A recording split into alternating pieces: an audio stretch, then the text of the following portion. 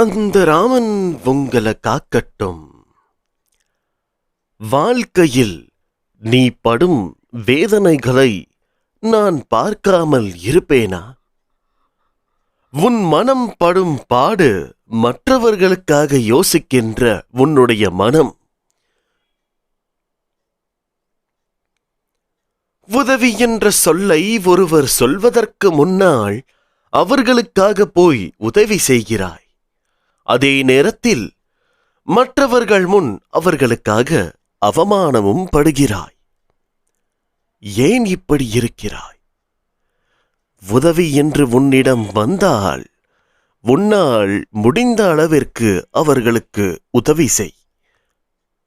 முடியவில்லை என்றால் நல்ல வார்த்தையை கூறிவிடு.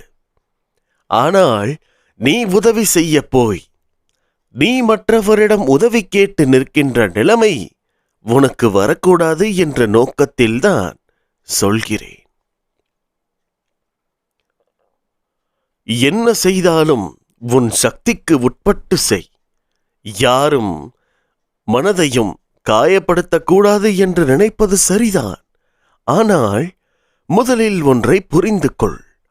உன் மனதை நீ காயப்படுத்தாமல் அது திடமான மனநிலையில் பார்த்து கொண்டாயானால் அவர்கள் உன்னை காயப்படுத்தினால் அதை சாதாரணமாக எடுக்கும் மனநிலைக்கு நீ வந்துவிட்டாள்.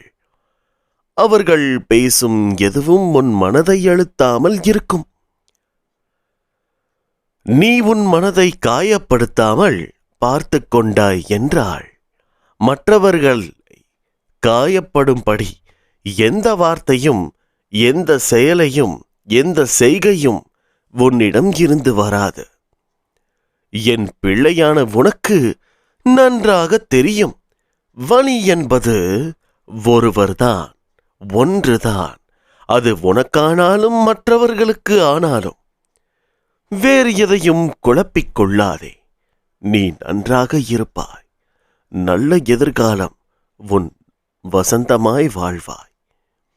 என் பரிபூரண அன்பும் ஆசீர்வாதமும் உனக்கு எப்பொழுதுமே இருக்கிறது. இவர்களை நம்ப வேண்டுமா அவர்களை நம்ப வேண்டுமா என்ற எல்லா கேள்விகளுக்கும் உன்னுடைய ஆழ்மனதில் பதில்கள் இருக்கிறது. அந்த பதில்களை எல்லாம் பெற்றுக்கொண்டால் நாளுக்கு நாள் உனக்கான விஷயம் உன்னுடைய வாழ்க்கை மேம்படத் தொடங்கும். என் பரிபூரண அன்பும் ஆசீர்வாதமும் அன்பும் பெற்ற என் செல்ல பிள்ளை நீ. இப்படிக்கு உன் சாயப்பா. அல்லாஹ்.